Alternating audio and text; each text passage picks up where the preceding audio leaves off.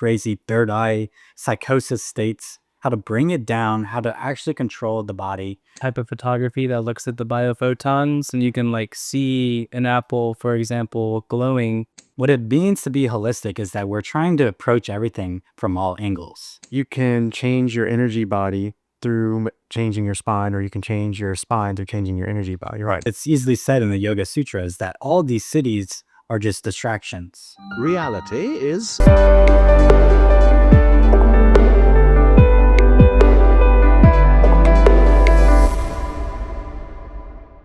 Welcome to the Reality Is podcast. My name is Eric Van Bergen, and this is Connor Gotra. And today we're very excited to have our friend Ellis Hernandez on the podcast. And this is a really special episode for us. The kind of work that Ellis is doing on YouTube and with just leading as an example for people is so much of what we're so passionate about to be engaging with in our service here on the internet. And let's get into it. So I think this a good segue into this would be Ellis spiritual awakening, Kundalini awakening. These are some pretty loaded words, but in my experience, I think that you are one of the best examples of Kundalini awakening in the my immediate friend circle that I've seen. So I'd be interested for you to tell a little bit about your story of how this all started. Right. They often say, in order for a tree to grow its branches all the way to heaven, it must have its roots in hell. So curious to get your story on how this spiritual awakening journey started for you. Yeah, of course. First, thank y'all. I've been excited to come on here, as close friends. So I'm very grateful. But yeah, awakening, spiritual awakening, Kundalini awakening, loaded words, often confused. But what really happened to me was, like so many of the spiritual awakenings, was that it really started through depression itself. I was so stuck in my own head, these severe doubts of depression and confusion in my own thought processes, letting what we would call the ego really rule my life, really constricted my values, my way of being to such an extreme that eventually I got to a point where I was contemplating ending my life. I was always thinking about it in those severe depression, but it wasn't until I was really committed that I felt like life had nothing else to offer that I then surrendered and then immediately awakened to what we would now call spirituality, realizing the oneness, realizing all the crazy synchronicities all at once.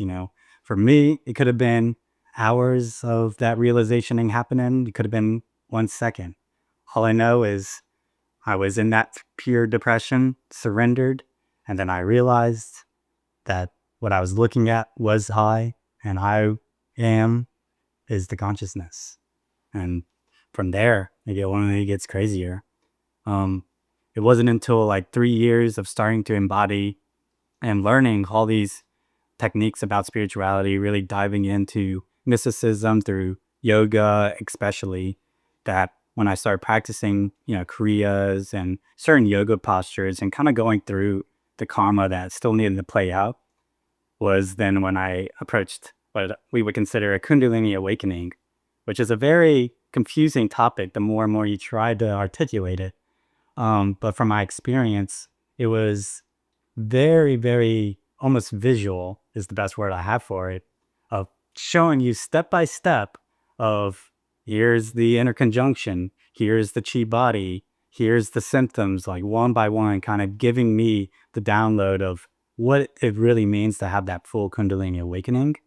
And from that point, it's been, a blessing to really to be able to explain the whole energetic system, as well as, guide people into their own Kundalini awakenings in a safer manner than what's often kind of shown in this new age communities. It's definitely a lot to get into there. Right. Yeah. Yeah, I'm curious to hear more about like this initial change in perspective that you had. So like whenever you were identified, with this depression and anxiety ridden perspective of the world, like what was that like and what was the actual shit? Right. So it's what it's like when you're in those depression states is really like you are watching your mind run the circuits in your body. And so instead of when you're in that meditative state, you're the observer watching it.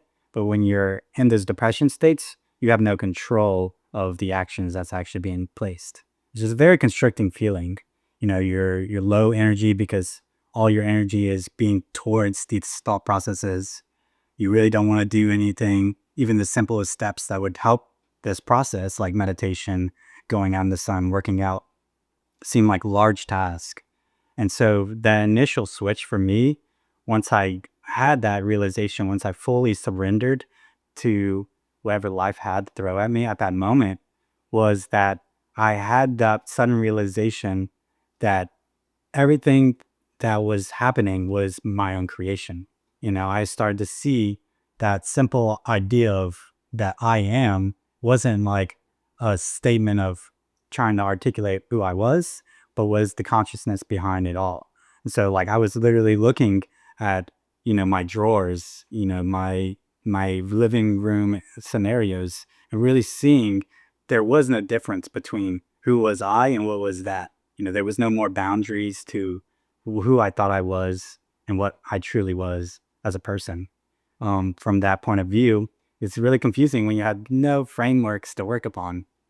So I was definitely still in a confusion state, but no longer in that depressed, constricted feeling, but really in that blissful feeling it all for the first time state of being, which a lot of people call unconditional love, because how could it not be?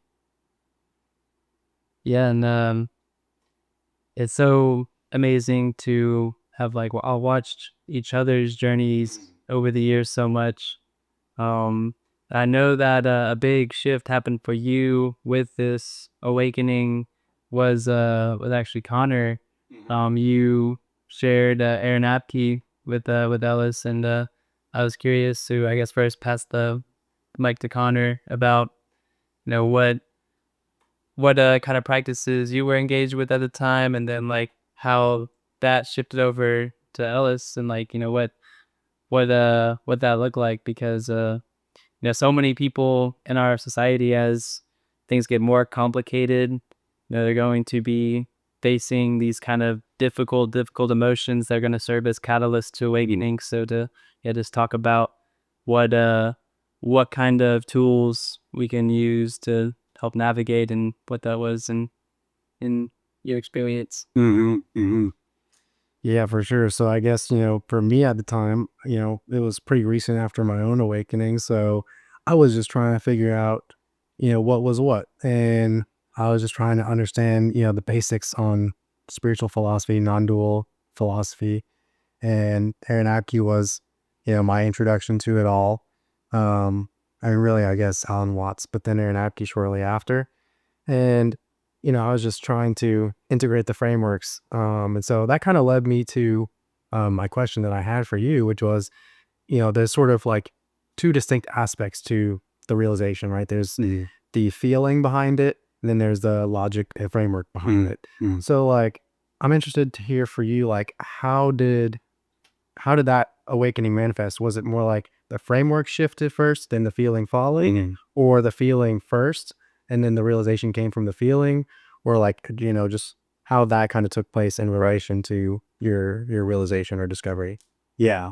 Yeah. So to piggyback on that, my awakening story, it was only 2 weeks after this event that I had posted something on some type of social media, some type of story about meditation, because I, dug straight into, meditation, Alan Watts, just trying to figure out what that experience that it just shifted my state of consciousness was that kind of reached out and gave me some Aaron Apke, showed me the YouTube and stuff. As Connor and I were friends from high school.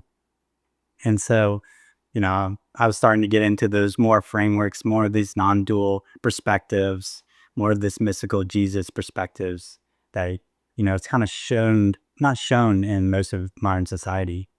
From the logical and feeling perspective, it is very complex because from the initial awakening, it can easily be a both.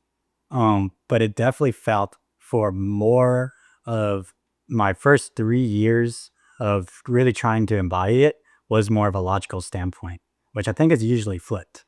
Like for me, it was way more of the feeling and just already being in that state and trying to put the words behind it, that only when it kind of converged in a more embodied state that something like a Kundalini awakening symptoms were happening in my experience. So to me, it was the culmination of those two together that really kind of awakened that Kundalini, which kind of just elevated it onto whole different spiritual dimensions, for lack of a better word.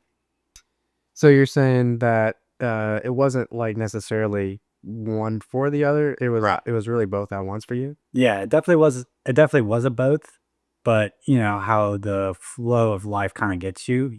I was tiptoeing more in the feeling more often than I was tiptoeing the logic, whereas just trying to gain frameworks to explain the feeling is kind of the logical paradox of it all. Because it's a paradox. Anything that you're saying is kind of ending up in just paradox. And so from a logical standpoint, it's more about trying to figure out the framework to articulate the feeling. And so once you have more of an ability of understanding the logic behind that paradox, does the feeling and logic match up together? So do you think you're able to narrow it down to like a moment where like the shift, like the biggest shift took place, or would you say it was more kind of just like a gradual thing? You can't really put your finger on like a moment or an action or something specific. For logic or for feeling? I guess both, whichever one was more significant. Obviously, the initial awakening was going to be the only real point that I can really say for certain felt like an event. Obviously, once you go deeper into the path, all these events kind of just melt together. Like you'll realize you always were in that state of childlike wonder. But obviously throughout there are significant points in which your pattern recognition kind of shows up in a culmination, like you're solving the equation finally, where you can see the whole equation be put together, and now you can see what the result actually is, which is where you're in embodiment. So obviously there was a lot of points in which like stepping stones to get closer into those theta beings, into that true embodied state. But I couldn't really pinpoint any specific things that really were a giant influential things, but great stepping stones to get to the path.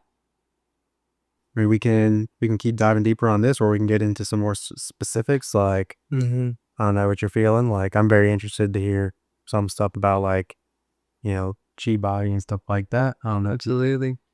Yeah. Yeah. Well, I think to start off by still keeping it more broad on this topic of awakening, since you have had such a clear perspective and experience of it, I think so many people are trying to attain these kind of states of awakening and these insights and perspectives, and a big way to do that is meditation practice. And I'm curious for you to tell a little bit about your story with meditation, because from knowing you for so many years, whenever we were, first getting into all this, all those years ago, I remember that you just had a very disciplined meditation practice schedule. So I'd be curious for you to touch on that and talk about the relationship of that to your awakening experience. Yeah, of course. So really what backtracked all of this discipline and meditative practice to me was that I was running from a very young age, competitively doing long distance cross country running. when you read any of these yogic texts, these tantric texts, these, traditional Chinese texts, they emphasize running a lot, not only for a karma standpoint, but for that discipline and mental discipline aspect.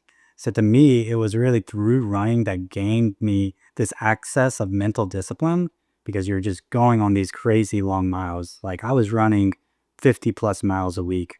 I mean, for countless years, 6+ years. And that was really my introduction to meditation. Granted, I did not know it at the time. After my awakening, when I was deep diving into what it means to be conscious, finally having a direct experience, it was very complicated. And, the only thing I kind of knew from just hearing it every once in a while was meditation. I didn't know what it really was or anything about it. I didn't know ways to articulate it. But I had found myself being able to sit very still for long periods of time, letting the thoughts pass by without any attachment, which I would later now describe as meditation. So after my initial awakening, from someone who was depressed and trying to find anything to distract himself, I was now able to sit still in my own being for hours upon hours. I was ripping 6-hour meditations like it was nothing. This led me to, in my disciplined mindset that I had gained through running and working out and all that, I was able to make a consistent practice of just mindfulness meditation, just sitting there and watching my thoughts for like 10 minutes a day, an hour a day, whatever seemed fit. And it was, super useful to really train that body to stay in that state of being. I hear so many oftentimes of these people who have these great experiences, but only last 2 weeks. Like they're in this bliss state, they're seeing this, non-dual perception, but it goes away. And to me, that, discipline of, formal practices is key. Even when you get fit and you get really strong, you get the physique you want. If you stop going to the gym, you lose it. And it's the same with meditation. So to me, it's really just that mental training that mindfulness meditation and those type of practices are super useful for. When it comes to deeper practices, when you're talking about like energy work, for example, like the Kriyas, Kundalini yogas, Qigong movements, it gets a little bit different because you're messing with a different type of understanding of your body than just the mental aspect that mindfulness meditation really taps upon. Granted, kind of all the same thing at the end of the day, but it is a super essential thing. So that just translated once I was, felt accomplished in the mindfulness meditation thing, as it was kind of my state of being rather than just a practice, that I really took upon more of these yogas, these qigongs, these energy works. Amazing. Yeah. So you would say that it was mindfulness meditation Right. that was your main first practice. It was a simple practice that was just simply sitting with the thoughts and sensations and practicing non-reactivity Right. to them and just simply noting the sensations. Right. And yeah, so then I would be curious to hear about when your practices shift from this towards the more energy work practices, the Kriya, breath work, Tai Chi, Qigong, Definitely. practices, and how that transition was. Yeah.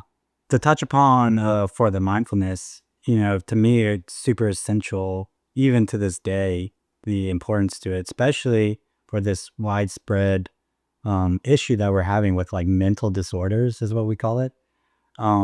So for mindfulness practice, for me, what really was causing what we would consider depression was this untrained mind, which made mindfulness practice super valuable in my experience coming from that depression state, which really felt like I was over compensating with that mindfulness meditation, but for a good reason, in which I had an untrained mind for a long period of time that drove me into a state of insanity in which I thought life was useless. So I would always suggest mindfulness meditation. I think that is the foundation to all of these energy practices I'm about to discuss. what really came through as starting to do these yogas and these, qigong movements, these energy practices was, like every other person was, we were starting with these hatha yogas, just working on the posture of the body. I was really into fitness through running and through working out. I was starting to see the pattern recognition of the body and seeing how important the spine was through these hatha yoga basic practices. But it really started to pick up after I really started to embody the natural way of being. I would really emphasize just the quantum biology of it all. That it wasn't until I was not only following my highest passion, but also getting into the sun and really just being way more natural with my diet, just connected to the nature, that these energy practices and Kundalini symptoms really started skyrocketing and, the momentum started. So after all those things happened, I started actually practicing Kriya more on a regular basis, which if you don't know about Kriya, it's a type of yoga practice that is really emphasizing on any type of energy work, internal subtle body energy work. A lot of it is used, Kriya is usually referenced to some type of Kundalini awakening type of energy work. And so my goal when I was going into that was to get to the state of beings that I felt like I was lacking. I was seeing other people in the spiritual community, people like Aaron Apke, who I looked up to, Saguru, and other of these great teachers, that they were at this embodied state that I didn't quite feel like I was at. And so these Kriyas really just jump-started the process that was already happening in my body, but really kind of accelerated it in a very controlled manner so that I was able to start sensing it and feeling it in my own state of being. Come the Kundalini awakening symptoms and just the learning of how the energy actually works in the body through that experience, then I was able to start seeing energy and feeling energy at such a deep level that it was up to my own state of being to start manipulating and flowing with the energy itself rather than following specific techniques, but allowing the energy to flow and really get in depth to like deep parts of my body through the subtle body, physical posture, etc. Yeah, so I think something that'd be really interesting to talk more about right now would be the importance of the spine yoga, and I would love to get your take now on how does the spine relate to the chakra system, and how do practices like Kriya and Kundalini yoga, how does this influence the spine and the cerebral spinal fluid, and what's the importance of this and the implications of this for Kundalini? Right. Well, if you know anything about the nervous system, it runs through the spine. The nervous system is directly correlated to the spine and the brain. Most of the world still is thinking of the brain as the operating system, when these ancient texts, from yogic texts to traditional Chinese medicine, they're talking about the spine.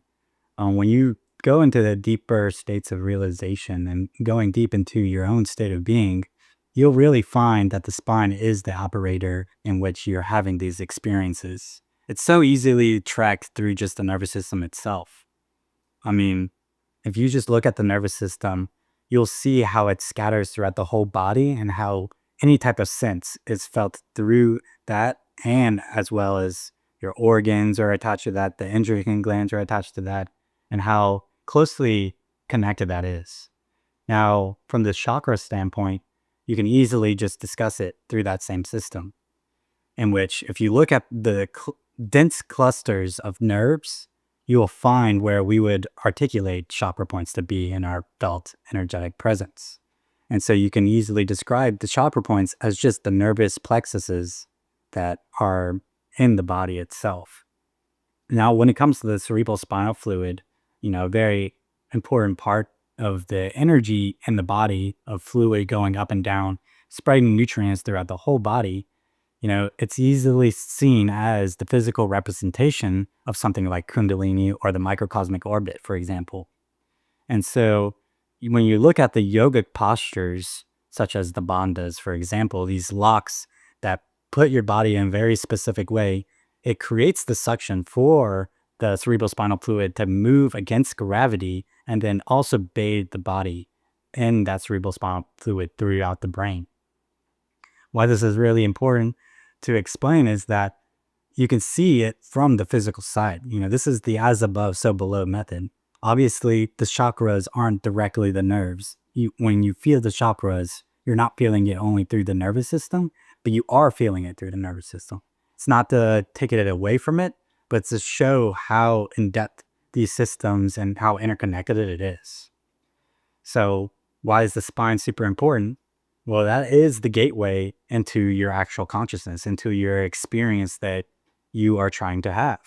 And so through stuff like the nervous system, through the posture of the cerebral spinal fluid, without good posture, that fluid is going to have a hard time flowing properly.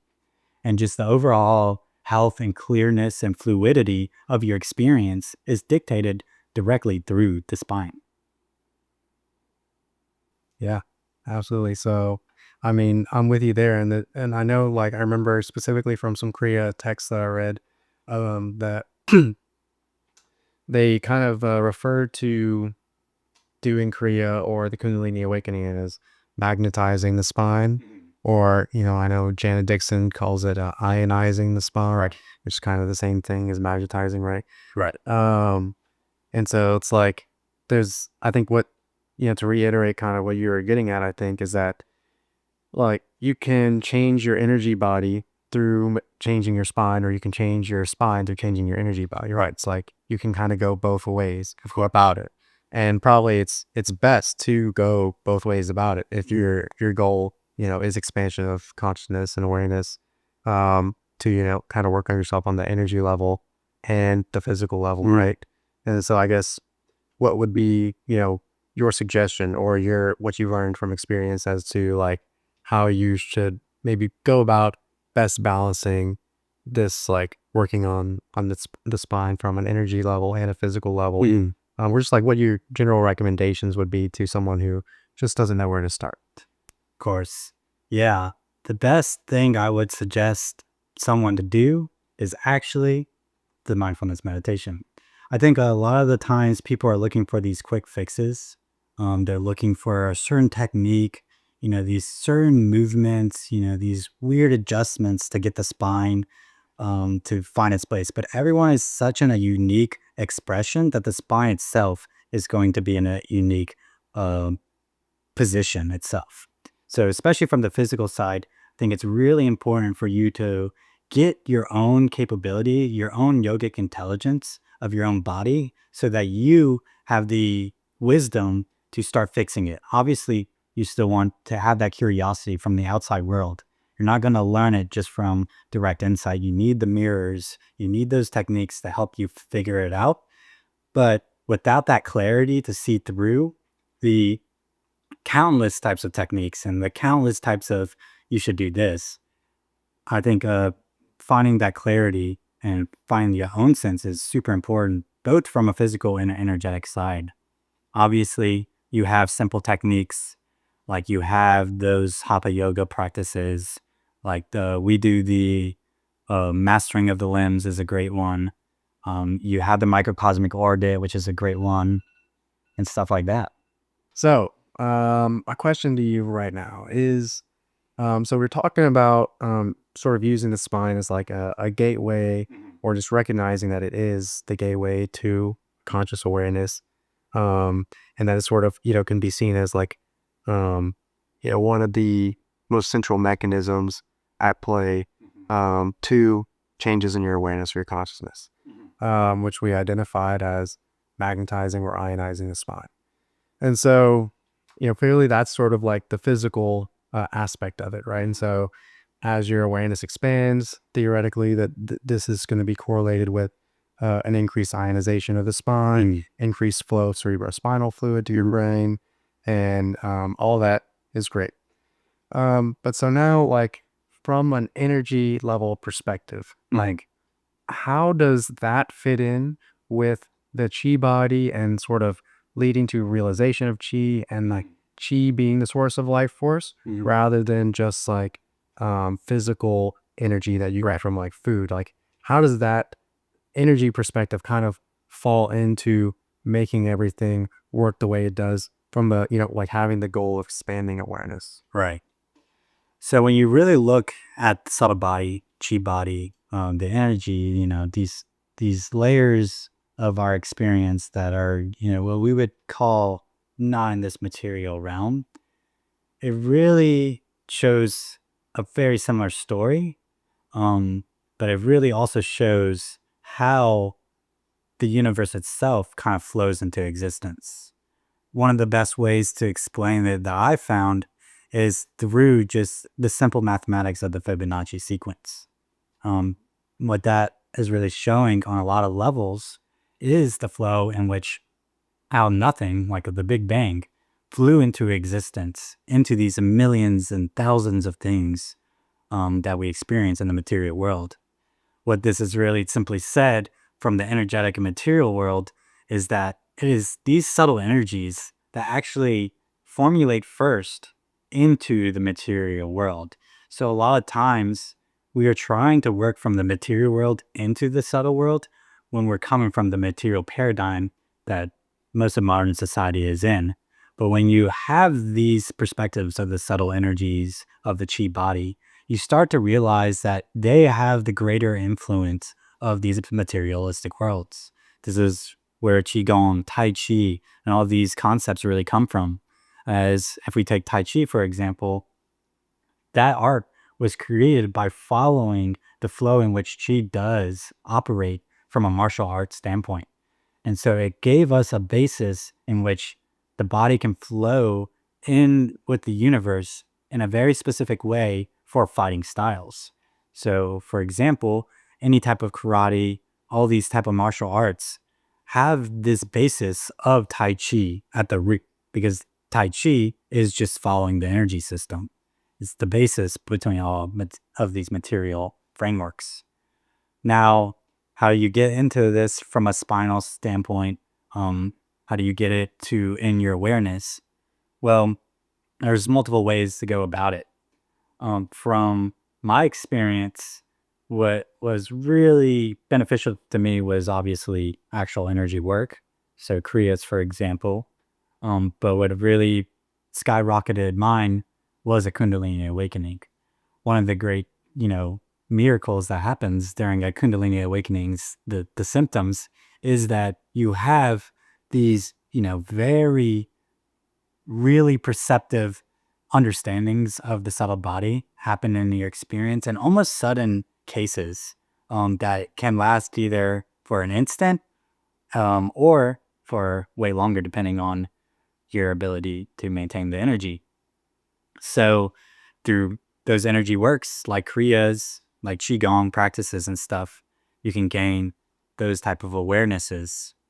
For example, simple, just using your hands, rubbing them, and then feeling the magnetism of the hands is a simple chi practice for sensing.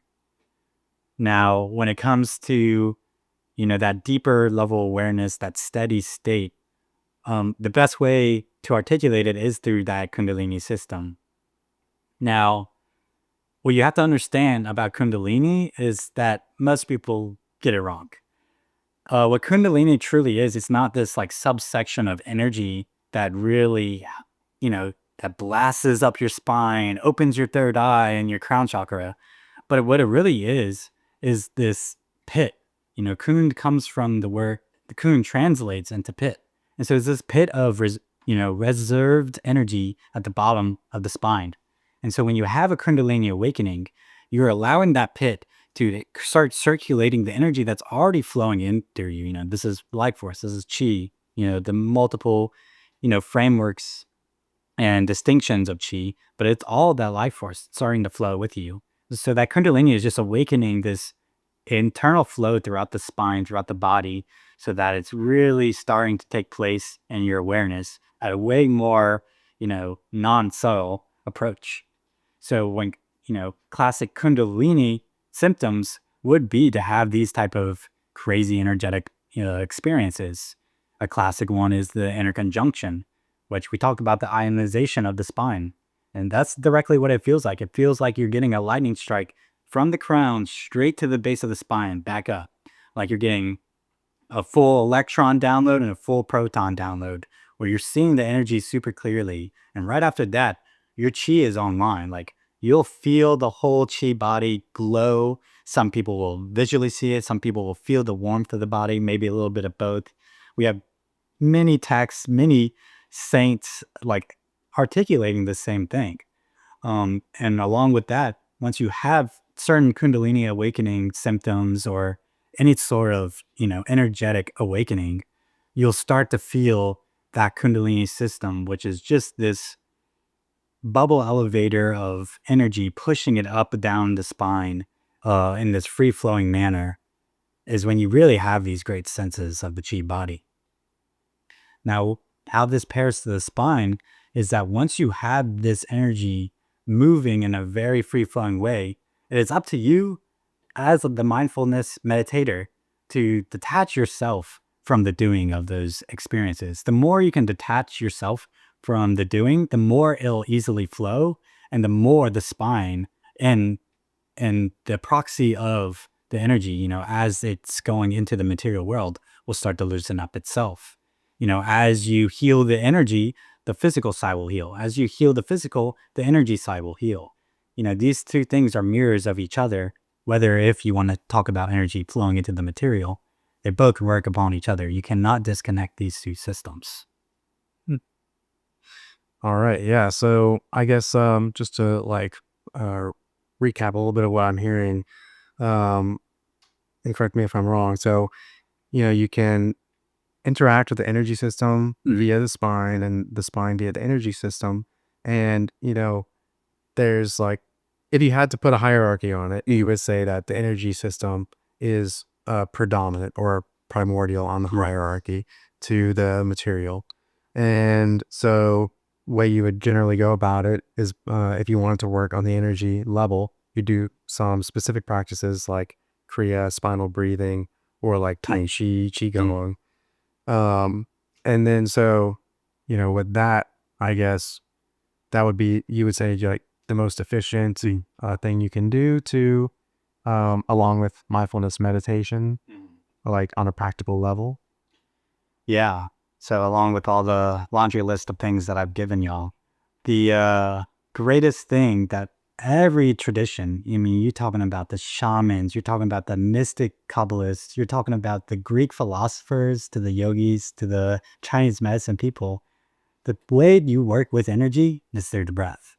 The breath is directly connected to the chi on such an intimate level that it's almost impossible to describe. What we're seeing now in today's society is that the breath is creating such a stressor on the environment of the body that we're in this this chronic state of stress and chest breathing, shallow breathing, in which we're not actually really moving and letting the flow of the body truly operate. And so, this is why breath practices, this is why you see breath works becoming pretty popular with people like Wim Hof and these dynamic breaths, because they're really starting to show the body this mirror effect of, oh, this is how you can properly breathe. Once we push it to this extreme, now we can start to see what it really feels like to be in these rest and digest types of parasympathetic nervous system. And so when you start to learn how to breathe properly is when you can actually start really doing chi practices. Now, what does that really mean from a technique and physical side? I would stem way more on that pranayama, breath control type of side. Granted, this is not about holding your breath, but this is truly about becoming aware of how to breathe properly. This is, let's get people to just start belly breathing, for example. Obviously, this is not the end goal, but most people aren't belly breathing. They don't even know how to do it. They haven't done it since they were kids. But you look at those kids and they're all belly breathing. They all got their stomachs out, breathing fully with their body through the nose, not into the mouth. They are in that childlike wonder because they are the children. And one of the best ways to really articulate this to the scientific and material world is through the brainwaves. We can easily see the brainwaves being altered, which is altering our nervous system and the rest of our body, all through just the breath itself. And so, simply put, if you're actually breathing through the nose into the belly using the full diaphragm, you are creating this coherence in the brainwaves itself, as the brainwaves are just these byproducts of frequencies that's happening in the brain based off the environment of your nervous system. And so, as you're breathing fully with the diaphragm, fully with the body itself, you can start to actually control both the frequency of the brainwaves, which is going to be your state of being, which is going to be the state of your body, state of the nervous system, state of your experience. Now, why is this important from an energetic standpoint? And this is what true mastery of your energy is really like. You have this level of awareness of the breath that you can actually go down and slow it down, truly control it through just the heartbeat itself with heart rate variability training, where you can have this mind-heart coherence, where you're allowing this disconnect of watching how energy and the breath actually flow through you and not you controlling it, where you're getting into these crazier states of brainwaves that we've only kind of recently discovered through these meditating monks called Yama. And now these are for those transcendental states of realization that these non-dual people love to experience and try to articulate and get to. Now, what's really important is to know that those 4 brainwaves that are the predominant brainwaves, the non-gamma ones of beta, alpha, theta, and delta, rule majority of our conscious experience. We put gamma on the super conscious level of consciousness from the conscious and subconscious landscapes. But it is those beta, alpha brainwaves that are super key to articulating the breath itself and your state of being. What do I mean by all that? I mean, when you're shallow breathing itself, when you're in these stress states, the brainwave that you'll have the most predominant is beta. This is associated to the fight or flight of the nervous system, to the stressors of modern day. Once you turn to age 12, most people never get out of that predominant beta brainwave state of being. I mean, this is recorded time after time. Like, we have so many records, medical experiences that talk about this. Now, what most people refer to as the meditation or meditative states is that alpha brainwave. It's that connection to the subconscious and conscious mind that really allows you to still have that critical thinking, but allow that flow of your subconscious mind, of these greater levels of awareness to shine through your awareness and let it really articulate in your experience. And so mindfulness practice, breathing with your diaphragm, not these shallow breaths, breathing through the whole nose, through the sinuses itself, really starts to influence these brainwaves themselves and gets you into those flow states. Now, more and more, you practice these deeper states of stillness with the breath and all of these practices, you'll reach these theta and delta that you'll reach like in dream states, for example, in which, a lot of people like to say, it's like you're going back into the code of your brain. You're starting to actually now being able to figure out where there's bugs in your code, where you can actually align yourself in more subtle ways, but get you closer to the path that you want to be on. Yeah, that's awesome. I love that. I remember one time that like supposedly Albert Einstein was like measured to be like an alpha dominant over beta all the time, which was pretty cool, right? Like, I mean, he came up with or he discovered the wave particle duality, and that energy and matter, or light and matter, are interchangeable. So I mean, makes sense, right? But yeah, very cool stuff. I love it. Yeah, like something that is that my attention is going to now is when it comes to energy in the body. And so many people think of food as giving energy to the body, but many people don't realize that digestion is so energy taxing on the body, especially depending on the kind of food. And with all the processed foods and all the toxins that our bodies are perpetually detoxing from at the modern diet. I would be curious to hear your perspective on diet and food intake and how that's related to energy work, what you've observed in your practice. Yeah. I think one of the hugest things that most people often overlook, especially in both spiritual communities, holistic health communities, and obviously in the modern world itself, is that they really are overlooking what it means to be holistic. What it means to be holistic is that we're trying to approach everything from all angles. So a lot of times, some people are leaving out the diet. Sometimes they're leaving out the meditation practices. Sometimes they're leaving out the sun. Without all these things coming into alignment with each other, you aren't finding that true holistic health, that true path forward. Now, I think one of the most important things that holistic health has been pointing to is the diet. I mean, we are in America. The American diet is the opposite of health. We are eating meat, these fake processed foods religiously. This is every meal, like 3 meals a day, really showing the backwards nature that society is really in. The importance of what it means to eat healthy is mainly, are you actually listening to the body? What health really truly is are you in relationship? Are you in communication with your environment? I mean, what cancer truly is just this miscommunication between cells. Once a cell stops communicating with the other, we consider that a cancer. So if you're not communicating and not talking to the body through its own language, through the nervous system, then you're starting to create these isolations, which we would start to call disease. Now, why is this super important to the diet? Well, it's because the diet has been predominantly seen as our fuel source in which we have these experiences. We're not treating it as food anymore. We're treating it as strictly fuel to our experience. Now, where, a lot of people aren't going to really be able to feel that immediately, it takes time to revert your brain into listening to the body again. What we can do is simple things like let's stop factory farming, like that. Let's stop consuming processed foods. Why is this super important from an energetic level? What you really want to realize is that what is fueling the body is light. This is why getting out in the sun is super important.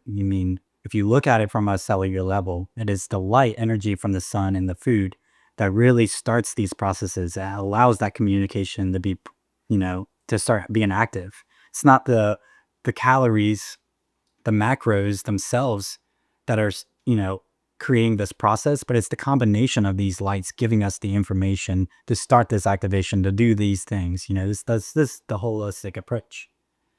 So when you look at food not as just a fuel source, but you're looking at it as information itself, you can really see it from that chi side. You can really see that what you want to consume is what's the life in it, what's the light in it. We're seeing so many times, especially in these American worlds, that we're eating stuff that is, void of life. We're seeing stuff that's void of light. What is this doing to the body? We're telling the body itself that we are in an environment that there is no light, that there is no life. What does this do?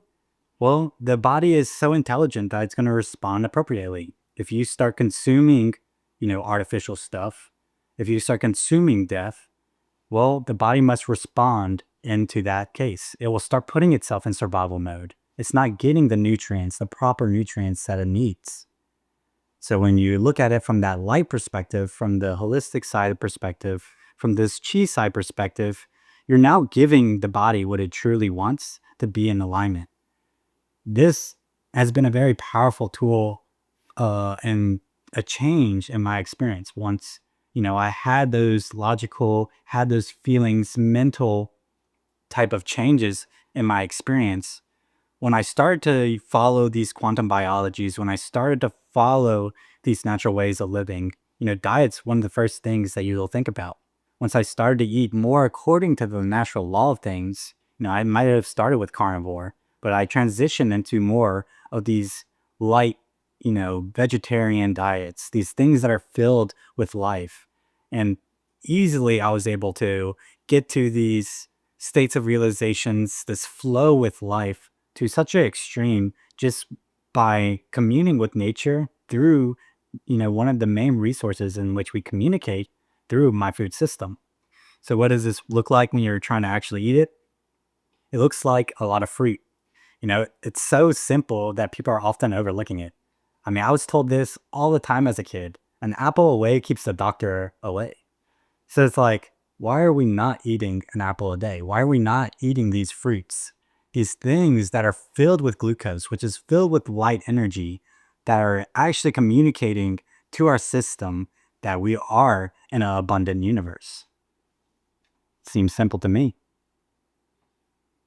Absolutely. Yeah, to reiterate that point, I remember one time I looked at some kind of type of photography that looks at the biophotons, and you can like see an apple, for example, glowing with light energy. And it's amazing how this isn't considered so important in our culture. It's all thought of as dead, mechanical in our materialist society. And to honor the light energy within food and the importance of that, I've heard, and I know that y'all have too, that the matter in the food feeds the gross body, but then like the light energy in food feeds the subtle body. So I'd be curious to hear, hear you talk on that just a little bit. Yeah. Yeah. So when we're looking at the subtle body, it's a very simplified yet complex system. I mean, when you can really deep dive into the subtle body and its energetics, it's as in depth, if not more in depth, than the anatomy of the physical body. I mean, there's a lot of mirrors, obviously, but what's super important to realize is that, like you were saying, the light that you're consuming either through the sun or through the food that you're eating is feeding this light body, this chi body. So why this is important from a health standpoint is that if your energy, whether that be from a mental standpoint, from a physical standpoint, from a subtle body standpoint, if your energy is out of imbalance, this is where we start considering it a disease, an illness. Some people will even call it chronic illness, depending on the severity of the environment. So from my experience, you can see this to be so clearly accessible to anyone when you look at it from that bioelectrical standpoint. I mean, we call it chi and life force from all these ancient traditions, but I mean, we have the science easily proving this stuff since the 70s, even probably before that, of these bioelectricity that's actually the communicator to the rest of the body. I mean, this is how the nervous system even works. It's through these electrical inputs.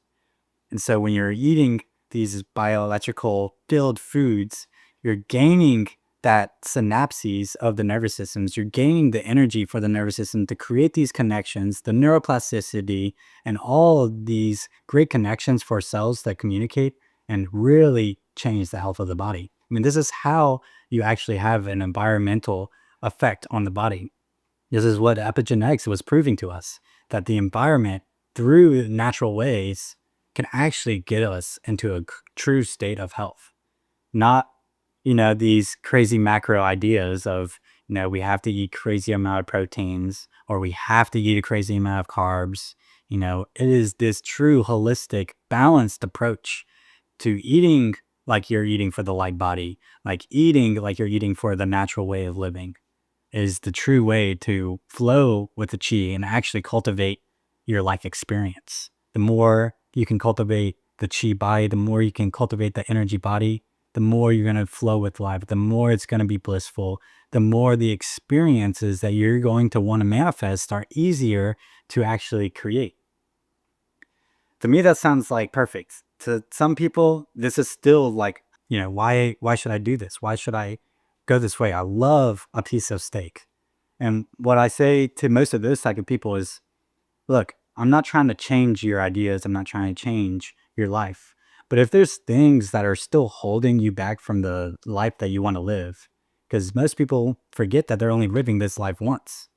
If you're still getting held back by these things, why aren't you double checking? Why aren't you questioning what you're consuming? I mean, look, let's first just get rid of these factory farmings. This is actually destroying the light of these animals, of this karmic level of issues in the system. I mean, if we just got people on, farmed happy cows and pigs, like we wouldn't even have a lot of the issues that we have today. I mean, we had 80 billion plus animals slaughtered a year. Yeah, 8 billion animals for every person. Like, this is crazy amount of slaughter, and most of that is factory farm. Why are we doing that? How did that come to be the natural state of life? Like, where do we think that this efficiency is what the body actually wanted? How is that environment connected to the evolution that we've been seeing through biodiversity after biodiversity, through the histories of human and Earth's evolution? Yeah. Yeah, amazing points there. One thing that comes up for me now is you're seeing of auras, and that's always been such a fascinating thing to me about your direct experience. And I would be curious for you to touch on how I know that one time you and I were talking to someone who had a profound Kundalini awakening, and they mentioned in their experience that they didn't start seeing auras until they switched to a vegetarian diet. Right. So I'd be curious. Yeah, after that experience, After that experience, I started hearing that even more and talked to other people who had a very similar experience. When it comes to the Kundalini awakening and diet, I mean, obviously this is all an interconnected system. I would always suggest if you're trying to work on energies to that level, you're going to have to eat in this natural accordance to light. Why a lot of times this affects people to seeing these psychic abilities, like seeing auras, for example, which is just seeing the chi around the space. We're all emanating, this electromagnetic field. The eyes have the sensors to do it, but most people are just not allowing that connection in the actual system. They're filtering it out in their experience for whatever reasons, the health of the body. Talking about auras, what this actually means and what it means from a vegetarian diet, from a diet perspective. From my experience and from many other experiences, what can I say about the influence of diet into these psychic abilities and these perceptions of auras, for example, is that there is a lot of correlation between the two. Now, obviously, it's not a one-to-one. It should never be a one-to-one when it comes to these type of things. But when you're starting to eat from a light diet perspective, from a holistic, natural way perspective, where you're aligning your body in such a way that flows with the natural chi systems, that what we would consider psychic abilities, what we consider siddhis, what we considered these, superhuman levels of perception can start to occur. Why auras? From my experience and from a lot of other experiences, when they start switching to these vegetarian diets where they're heavily eating way more fruit, having a lot more of this chi coming in, that they're able to start to see the chi not only in their own experience, but, around them and other people. Aura really is simply just the electromagnetic field that the body is emanating. Like, we have recorded auras, for tens of 20s, 30 years now. Like, we have the science to prove it. We have the cameras to prove it. This has been a very steady case. Why this is more important than just the aura reading is that what they're really tapping into is that subtle body, that subtle layer of energy. Why a lot of people are gravitating towards auras is because it's almost this like evidential proof of psychic abilities, these weird levels of perception that we are starting to see pop up in just everyday children nowadays. are really good signs of seeing how chi is actually flowing in the body. Now, would I suggest anyone who's trying to go see auras to change their diet? No, I would never tell someone to go after these psychic abilities. If you're going after these psychic abilities of any sort, you aren't going to get them. And if you do, it's going to be at consequences you didn't want to have in the first place.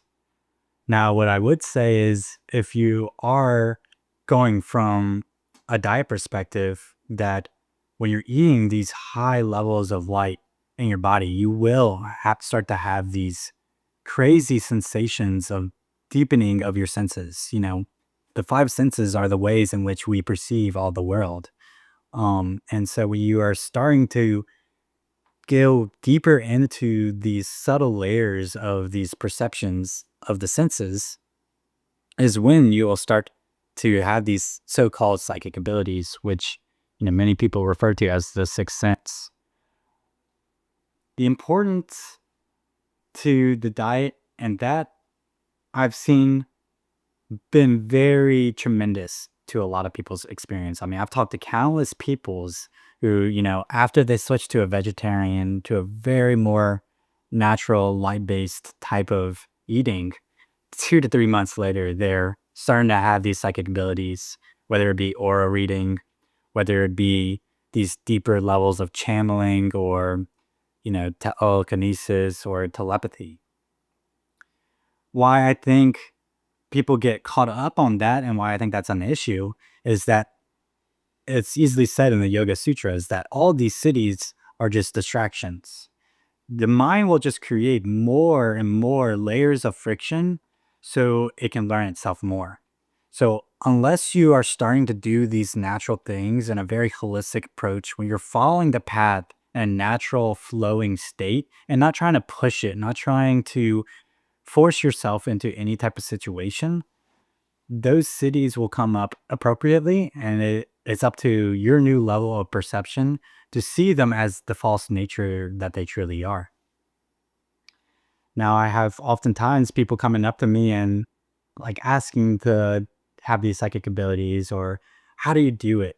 And while there are kriyas that can help you get these certain levels of awareness, these certain psychic abilities, I want to very much warn people, it does come a consequence to your own health of the body. I mean, this is directly influencing your life force. If you do not do it with caution, it can become an issue. I mean, we are seeing this evolution of spirituality happening right in front of us. And I think one of the things that a lot of people are, getting confused about is this Kundalini issue. And a lot of people are doing Kundalini yogas. They're trying to do Kriyas. They're trying to awaken this Kundalini. They're trying to bring it to the third eye, but they haven't done any of the actual simple work of going through their emotions, going through their mental planes, going through the physical body, and seeing the health of all these things and just pushing it with force. This is where you get these crazy experience of psychotic breaks, where you gain people who can't actually bring their energy down because there's not enough people who have actually trained themselves and their own body in such a particular way that they can now aid other people through their own life energy. I would never tell people to go out of their way and mess with other people's life energy unless they have had a very certain level of mastery over their own experience. It's a very fine line, and obviously everyone has their own free will and their own intuition and their own frameworks to what that true mastery means to them, but it's a very dangerous game. Now, I think it's still vitally important to mess with your energy system in a controlled environment and for the health of your own experience. I think anyone who wants to go and actually change themselves, whether it be from a health perspective, from a spiritual perspective, for any reason, they'll see the influence that the energy and energy training and energy work will actually do for them. What does this mean? From my experience, this is done way safer through the traditional Chinese medicine system, as this science has been really controlled and really figured out to such a degree that we have had this modern science perspective back it up immensely. I mean, in the 1970s, we were putting these radioactive isotopes into the acupressure points and watching those isotopes follow the meridian lines. I mean, we discovered the acupuncture and the meridian lines probably like 10,000 years ago. And it's not until 1970s that we were seeing a modern approach to its realism. Because when you put those isotopes somewhere else, not in the meridian lines, it scatters. And so why is this important?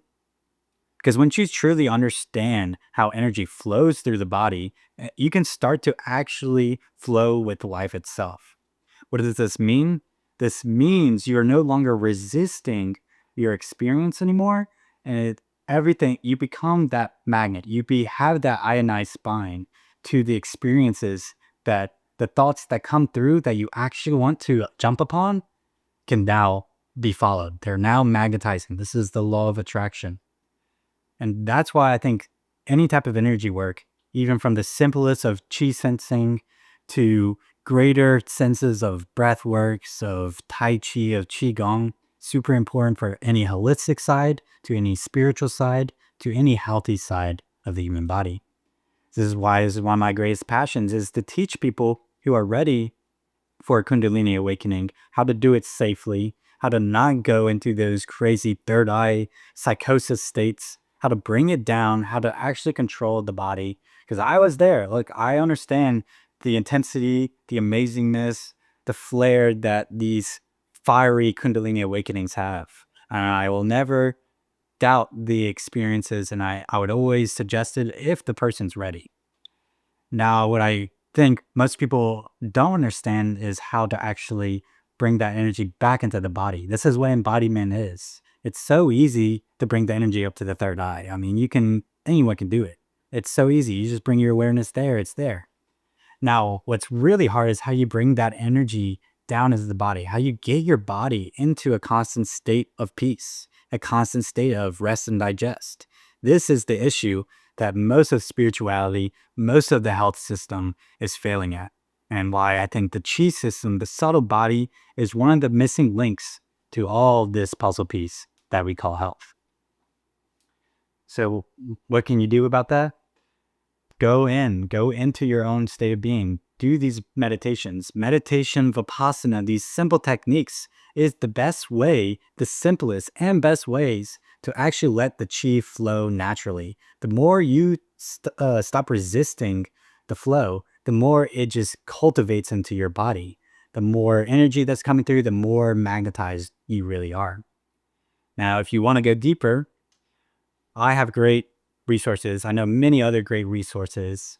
I'd be hosting retreats, some with these guys, some without, that really will go in depth into understanding these flows at such a deeper level, so that not only when you're working on your own internal being, you now know the inner anatomy of these life force energies, so that you're stopping these resistance. You're letting the chi flow in a very particular way so that you can create a very structured spine through the energy body, that everything flows, life flows through you. You're no longer being crushed by the waves, but you're riding them.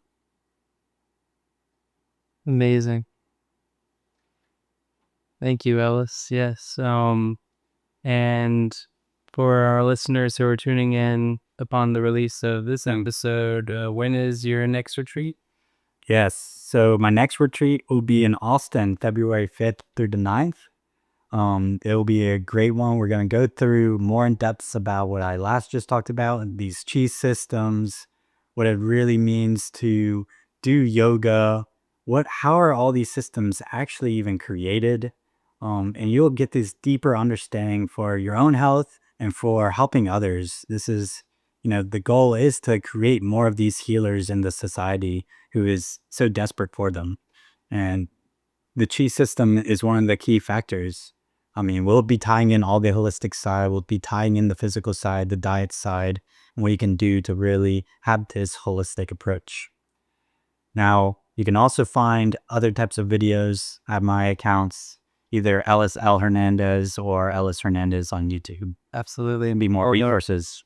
We'll have links to your channel and your website in the description. Mm-hmm. And yes, yeah, I mean, this work is so important. I guess passionate as I am about everything I'm doing with ecology and the environment. We can't really accomplish anything in our society if people aren't having this conscious relationship with their own bodies, because this is, true insanity is whenever you don't have relationship to these signals in our bodies, and then this creates disease on the physical and mental levels. And that this kind of spiritual work brings balance to the whole system. So this is so important, and I'm so grateful that you're offering these services, these the resources that you're offering, and the retreats. All of this is so powerful. Yeah, man. I can't. Grateful for my own path, for the ability to help others, for being on this podcast, for sharing the vision with so many like-minded people. I mean, these guys have helped me in my own spiritual path, continue to help me in their own spiritual path. The community is everything. It's everything for people who are actually trying to heal the world. And I think if we can all tackle it from all the angles that we are special at, then our unique expression is going to really change the world for the better. Absolutely. Any final words, Connor? Yeah, I guess, just to reiterate, we talked about a lot of stuff on today's episode, scratched the surface of a lot of different topics. And Ellis has great videos on his channel and other social medias on all these topics. If you want a deeper dive, as we said, just, whatever term you're most interested in, whether it was breathing, chi body, energy, auras, any of that stuff, just go to his channel, search the term, and he's got a great video on it, I guarantee. So thank you for sharing everything today, Ellis. Really appreciate it. Hope this, brought some inspiration to everyone who watched this, and thank you all for watching. Yeah, love many more. Thanks. Peace. Peace.